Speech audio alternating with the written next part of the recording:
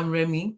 Welcome to Empowered Living, where we have conversations around helping women live empowered lives in the 5 M's of me, marriage, motherhood, multiculturalism, and money.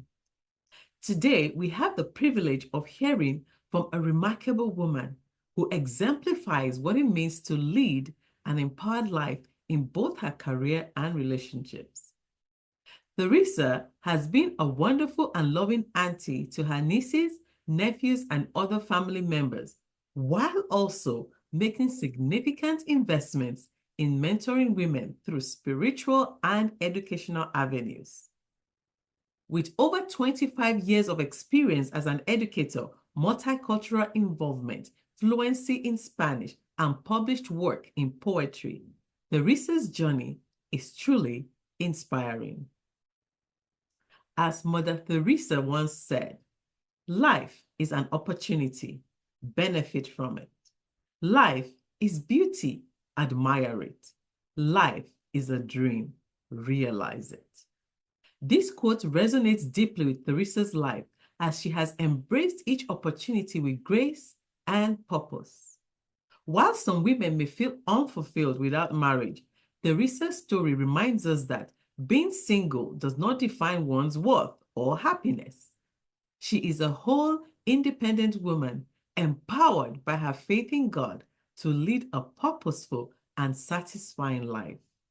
I first met Teresa at a small group Bible study. We bonded over our shared love for reading and writing. Her wisdom and strength continue to inspire me. Please help me welcome my friend, Teresa. Hi, good morning, Remy. Good morning, Teresa. Thank you for coming today. Oh, my pleasure. So my name is Teresa Sewell. Today, I'm going to share about my mission, my life and career, multicultural ministry, and money management. God has guided and directed my steps. Though I've never been physically married, nor born biological children, God has been and continues to be my spiritual husband, and I have had the pleasure of leading others to Christ and helping them grow. Even today, I continue to mentor women younger than myself. So to start off with, I'd like to share with you my mission statement, which I formulated in my early to mid 40s when I was kind of seeking some direction for my life or trying to, pull it together. My mission is to comfort, educate, and inspire the afflicted with hope and the love of God. Having a mission statement helped me be able to say yes to certain things and no without feeling guilty. 2 passages that have particular meaning for me come from the Old and New Testament. In the Old Testament is Isaiah chapter 61, verses 1 to 3. The Spirit of the Sovereign Lord is upon me, for the Lord has anointed me to bring good news to the poor. He has sent me to comfort the brokenhearted and to proclaim that captives will be released, that prisoners will be freed. He has sent me to tell those who mourn that the time of the Lord's favor has come, and with it the day of God's anger against their enemies. To all who mourn in Israel, he will give a crown of beauty for ashes, a joyous blessing instead of mourning, festive praise instead of despair. In their righteousness, they will be like great oaks that the Lord has planted for his glory. The second passage comes from 2 Corinthians chapter 1, verses 3, 4, and 5. All praise to God, the Father of our Lord Jesus Christ. God is our merciful Father and the source of all comfort. He comforts us in all our troubles so that we can comfort others. When they are troubled, we will be able to give them the same comfort God has given us. For the more we suffer for Christ, the more God will shower us with his comfort through Christ.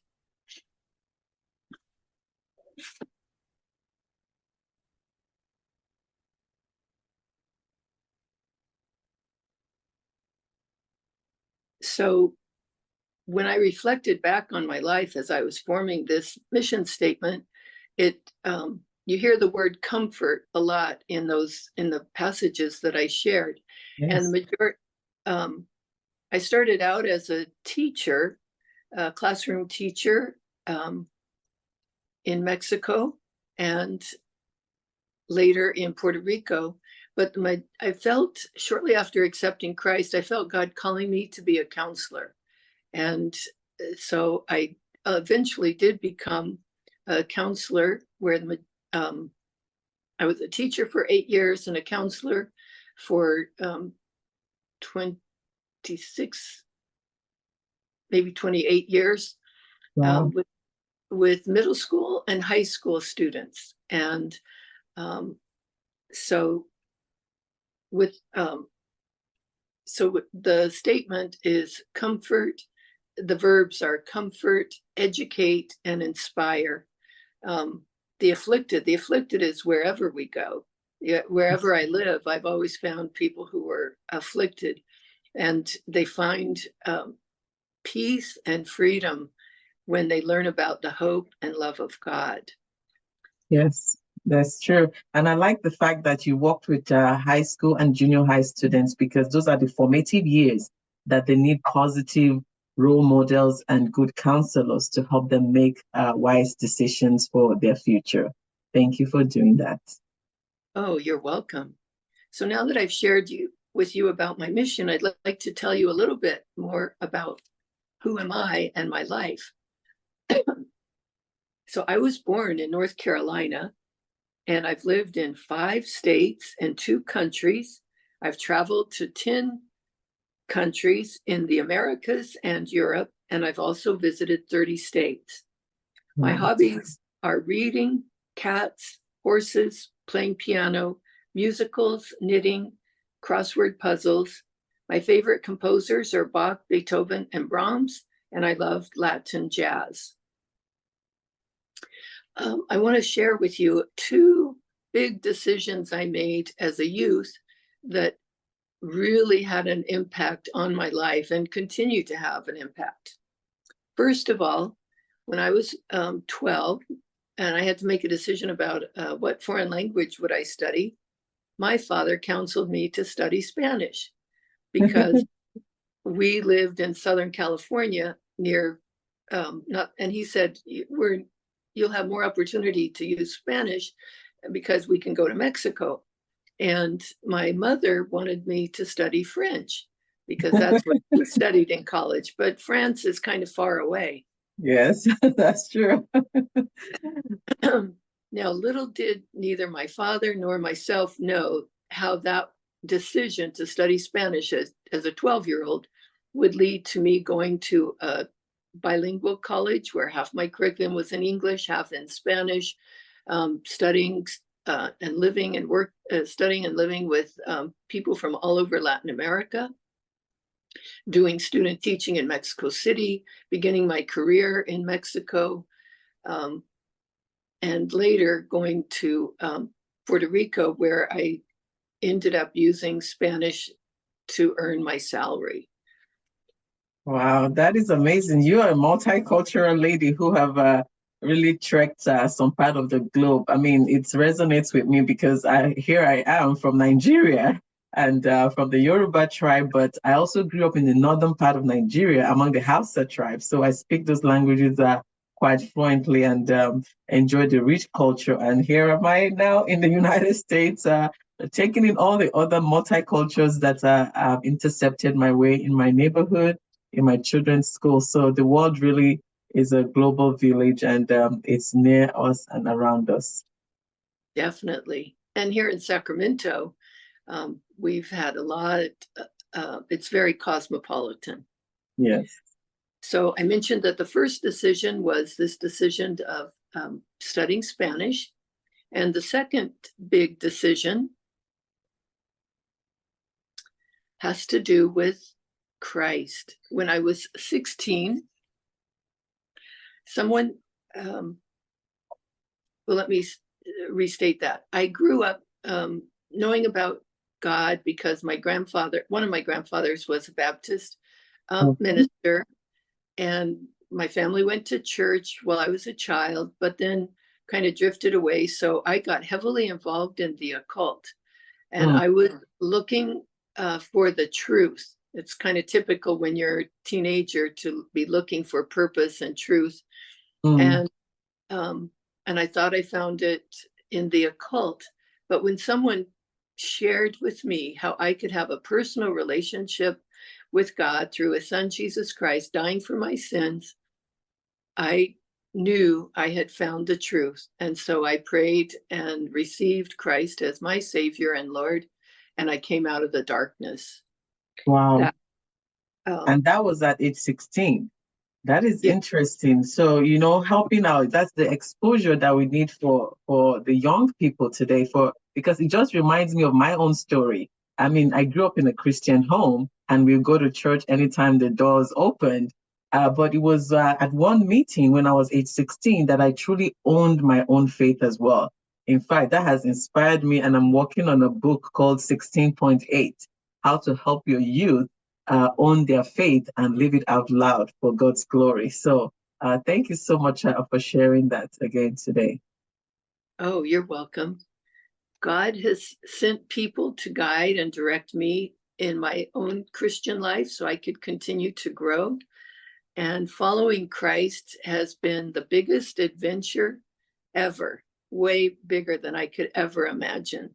And God is the author of my life story, and he's so incredibly creative, much more than I could ever have imagined. Yes, he is. So now that you've heard my mission and you know a little bit about my background, I'd like to move on and share with you about a multicultural, the multicultural ministry that I've experienced over my life so far. I happen to love meeting people, especially people from different cultures. God began preparing me for multicultural ministry from my childhood. You see, one of my uncles is Egyptian, and we had a Mexican housekeeper, and we had also, I happened in northern Utah for a while, living in a community that had a high school for Navajo students. God equipped me with a knack for learning languages also. So I'm fluent in Spanish. I know Portuguese, Vietnamese, Biblical Hebrew, and Greek, and some basic French. While working in Mexico as a teacher, I got involved with a parachurch organization called the Navigators. I learned to evangelize, establish, and equip others. This revolutionized my perception of the Christian life. God brought Mexicans and Puerto Ricans to me, whom I led to Christ and discipled. One especially meaningful experience was befriending Esperanza, the housemaid in the boarding house where I lived. She's Nahuatl, and so each of us spoke Spanish as a second language, and that was the vehicle for which we could have a relationship.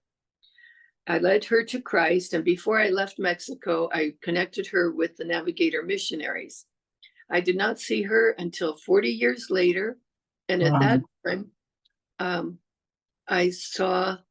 I met 80 people who had come to know Christ as a result of the ministry with Esperanza and her brother Lalo. And so people were gathered at a retreat, and when they met me, they said, "Oh, tú eres Madre Teresa. You are Mother Teresa." Teresa.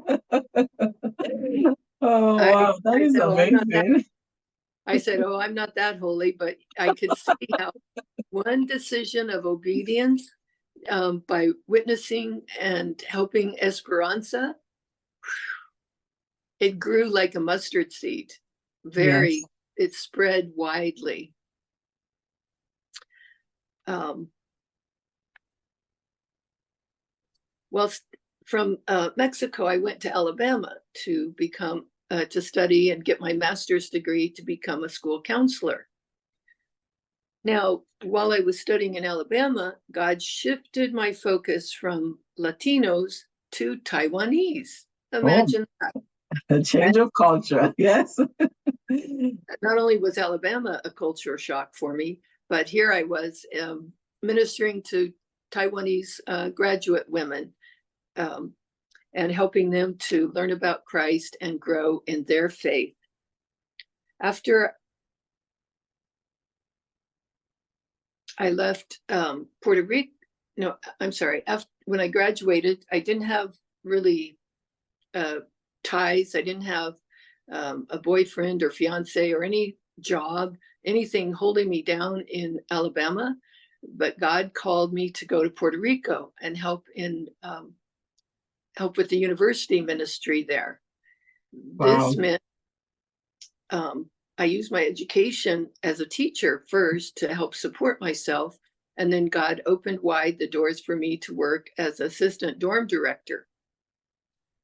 Now, being at the university, I was the only gringa on the staff. Gringa? Who is a gringa? Gringa is a slang term in Spanish for North American. Oh, I see. Okay. Gringo for the guys and gringa with a at the end for the girls. So interesting. Okay. for me, it was another. When I was 12 studying Spanish, I had no idea I would end up depending on Spanish to earn my salary at a university in Puerto Rico. Wow. I mean, so we should encourage our students, because like in our school districts, they have them take foreign languages as a requirement. But, many of them just take it as, I just need to pass. So with your story, they should take it seriously, because they never know where they would need it in the future, including being able to feed themselves by using that language. Yes, most definitely. I agree. Most of them just take it 2 years, just enough to get into college, and then that's the end of it. But no, not for me. Yeah. And I find it also particularly interesting. I've observed as I reflect on my career, and even not career, but maybe other kind of jobs. Mm-hmm. Everything that I have done, God has used for future employment. For example, when I was in college, to help pay for my room and board, I worked as a resident assistant, RA, so to speak. Yeah. That experience when I went to grad school enabled me to obtain a job, first a position as associate director, dorm director, and then ultimately be in charge of a dorm myself. Wow. And then I took that experience when I moved to Puerto Rico, and it was on my resume, and that opened the door for me to become the associate director at the Universidad de Puerto Rico. That's wonderful. That's wonderful. So, I mean, the youth, they like to get summer jobs and after school jobs. So this is also to encourage them that you never know what door that job is going to open for you in the future. So do it well today. That's amazing.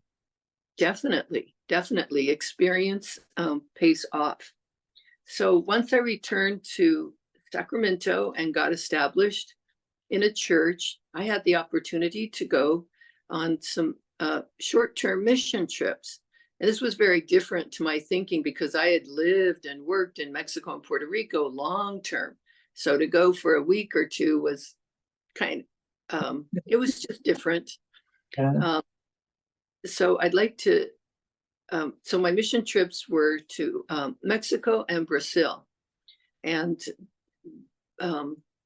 when I was a little girl, I had my love and attraction to Brazil goes back to my childhood. I had the opportunity to teach a little Sunday school lesson to kindergartners about Brazil. And from there was born the seed of wanting to go to Brazil one day.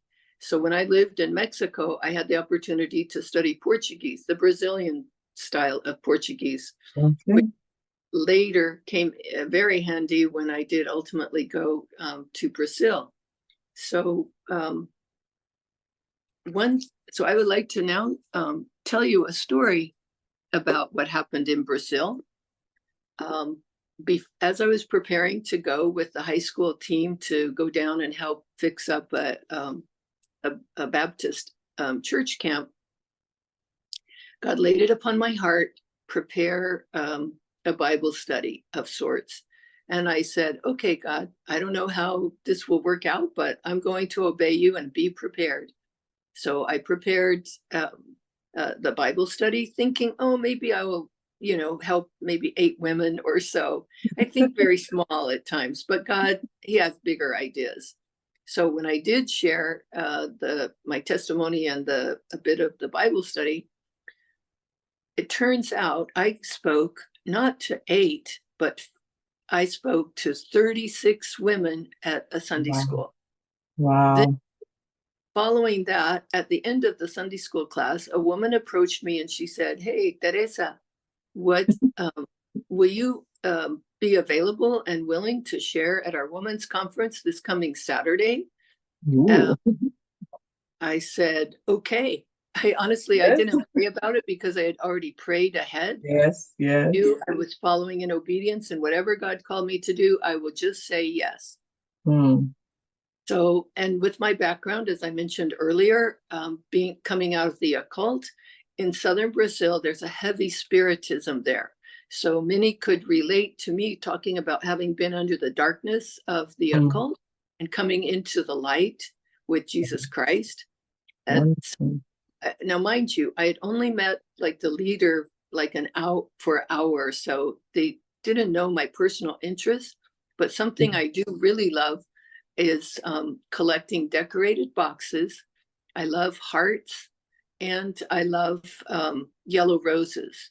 Imagine the shock on my face when they presented me with this. Wow, that is beautiful. Box with yellow rose decoupaged on the top. I got goosebumps. I get goosebumps even today as I tell the story, because it was such a clear evidence of how God knows every detail, not just the hairs on our heads. He knows everything about our likes. Yeah. And he came through and rewarded me with my obedience with that gift that I love to tell the story about and show people God is real. God knows, loves you, and he has things for you.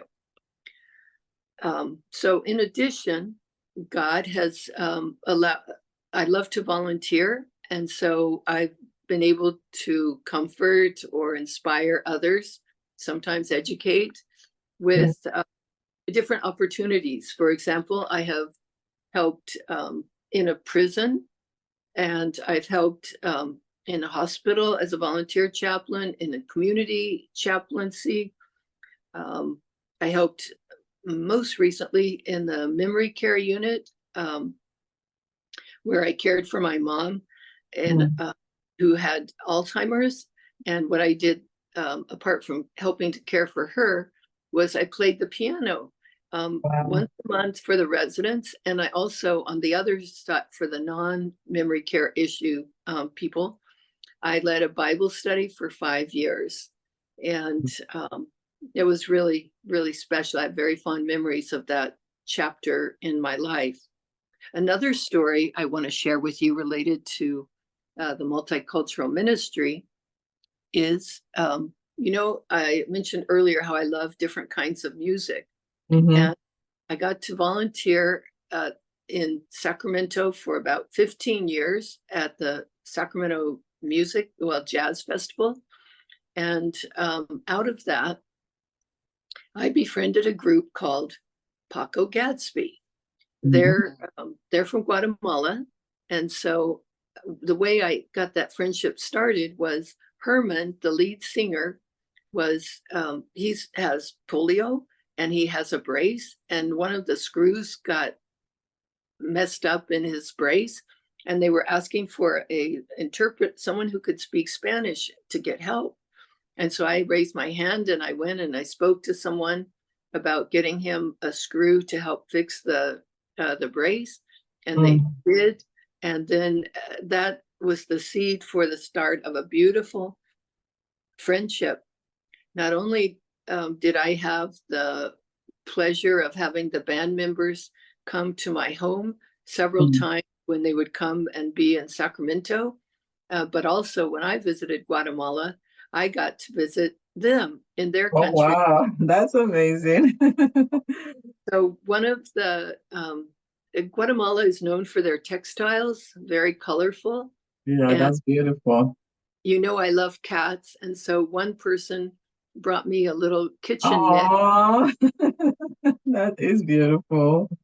In a cat shape. And so whenever I think of, whenever I use the kitchen mitt, I always think of the group Paco Gadsby. They're just so very dear and precious to my heart. And they have CDs also that I play and brings back very warm memories. You know, you were talking about this, your multicultural story is just like making my head spin, because we never know how the things we experience growing up, our relationships, the places we go to, those are just a collection of our meaningful memories over the years. Like I mentioned earlier, being from the western part of Nigeria, but growing up in the north.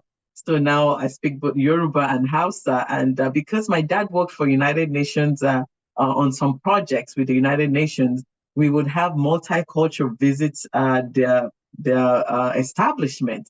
And so we got to like see them because he would entertain them when they visited from all over the world. And he did go to Brazil and he brought me a T-shirt. I think that was the year that Brazil hosted the Olympics. So so it's I remember that all the time. I remember the T-shirt. Maybe I could even find a picture of it somewhere. But you know, also when I was in college, an exchange student came to my college from Ethiopia. Her name is Yelenesh. I can still remember. And so she needed help navigating the campus, and I was assigned to her. I can't remember how I got assigned to her, but I enjoyed that friendship, because fast forward, when I moved to US, my daughter got a friend in her class, and guess what? She's also from Ethiopia. So her and my mom, myself and her mom became friends. And when she went home to Ethiopia for summer, she brought back an Ethiopian outfit for me. So I can just relate how the multiculturalism is just so enriching when we open ourselves to just embrace all this culture. In fact, in my own city here, the school district records more than 100 languages being spoken. So my children are used to just, and myself, intersecting with so many cultures. Across the street from me is a family from Guatemala. So she makes me like the tamales. And then across the street, we have a Chinese family. We have an American family to the left. To our right, we have Middle Eastern family. So it's just a rich culture that we're surrounded with. So, wow, thank you so much for helping us see that richness in multiculturalism today. Well, I think I forgot to say that I also have been influenced by Filipino culture, because my brother in his 20s married a woman while he was serving at Clark Air Force Base. And so they have a daughter who has married a Filipino, and they have children, and then there's his extended family. So wow. I've been I love lumpia. Oh, yes, I have that. Look, you said that in my children's school, we used to have this multicultural fair. And my daughter's friend in her class, the mom is from Philippines. And so we always look for her stand with the lumpia. And you know what? She will make an extra tray for the class. So we got extra because our children belong to the class. So that's just oh, wow, the richness of culture. Yes, indeed. Yeah. So now I've been able to share with you about my mission, about my life, about all the richness of the multicultural ministry. And so I'd like at this time to move on and share another story, but this time related to money management. We need that money management for our youth, for ourselves, and for women, so we can live well and retire well. In fact, retire rich and well provided for. Most definitely. So one of the things I like to write, and so this book is called Terry's Temptations, Las Tentaciones de Tere. Okay. And it's a bilingual cookbook in English and Spanish. And I share this with you because while I was living and working in Mexico, God allowed me to produce this cookbook. And from the sales of it, I was able to pay for my first year of grad school in Alabama. Wow, that is amazing. That's letting your interest and hobby become a source of income for purpose. That's a beautiful one. I also, part of my writing, whether it's short stories or fiction or poetry, led me to produce another book. Wow. This book is called Stages, and it also includes, it's bilingual and includes even some poetry written by my mom. My love for poetry goes back to my maternal grandfather. He published 2 books of poetry. My mom had me start writing poetry when I was 5 and continued on. Okay, so because of my love of poetry, I also have published a book called Stages. And this book has, it's bilingual and includes some poems by my mom. I got the interest for writing poetry from my mom, but also from my maternal grandfather. He published 2 books of poetry. And this book was special to me because I was able to use the money I earned from selling the book to establish scholarships for Latinos going to college or already in college, both coming out of high school or in the community college or the University of the Pacific, or I think Sac State even. So It was wonderful to be able to use the earnings from the book, not for myself at all, but to help others grow and pursue their educational dreams. I'm currently working. Yes, I mean, I was gonna say that it's using what you love to do to not only support yourself financially, but also for a worthy cause, a purpose of helping others to rise and fulfill their own potential. So, I was just to mention, I was working with my children on discovering their hobbies and their interests. So this is a good example of how your hobby can go beyond just giving you joy and fulfillment to helping invest in other people's destiny as well. Sure. Some just a few other comments about money management that I've learned over the decades is that I took a couple of classes by Larry Burkett and Dave Ramsey, and that really helped shape my attitude towards money. For example, the house that I live in, I've lived here for over 30 years. The car that I drive, I've driven for over 20 years, but it's the house that God has provided, the car that God has provided. I am simply a steward. And so I do the best I can to take good care of these major items that God has provided for me. In fact, everything I own actually comes from God. When I had to replace the HVAC system, the air conditioning, both about 14 years ago and currently, the first time I was honestly tempted to set aside my tithe and use all the money to help pay down the bill. But a wise man told me, no, trust God, keep on tithing the money and he will provide. And sure enough, that's what happened. This time, I didn't question. I just knew I will tithe and I will see how God will provide. And because I wanted to make sure I get it paid off within a year. so I have no interest to pay. Yep. And I'm down. I have 3 more payments, and God has definitely provided. I'm not going to say it's been easy. It hasn't, but I continue to be faithful with the tithe because all the money comes from God. He does own the cattle on 1,000 hills. That is true. And he has called us to trust me in this, right? And if I will not open the windows of heaven and pour you out a blessing. So you have really been blessed, Miss Teresa. Another thing is that when I was 30, I determined I started, saving towards started investing towards retirement.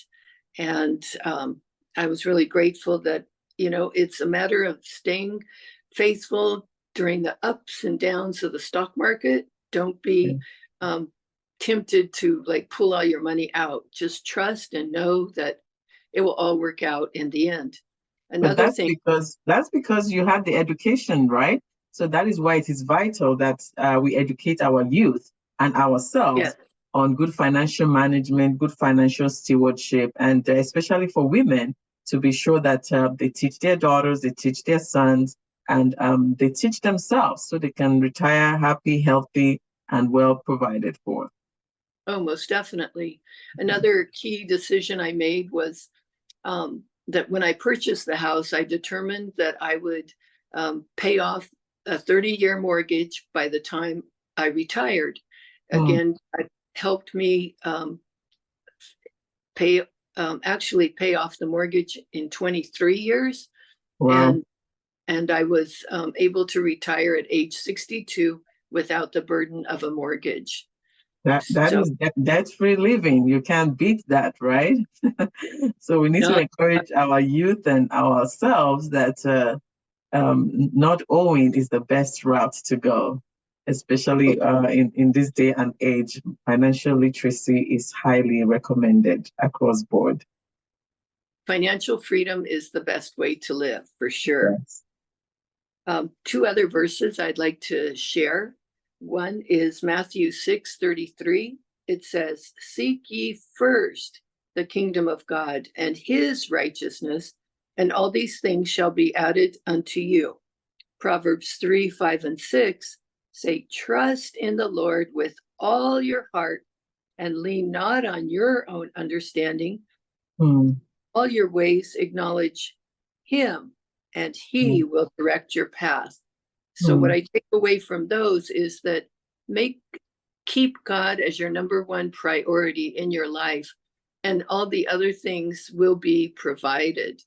Trust in God, obey what he calls you to do, and he will surprise you with so many things. And the things sometimes that you think you want, he has different and bigger and better ways of responding to that. But he loves us with such an incredibly deep love that we cannot begin to imagine or measure.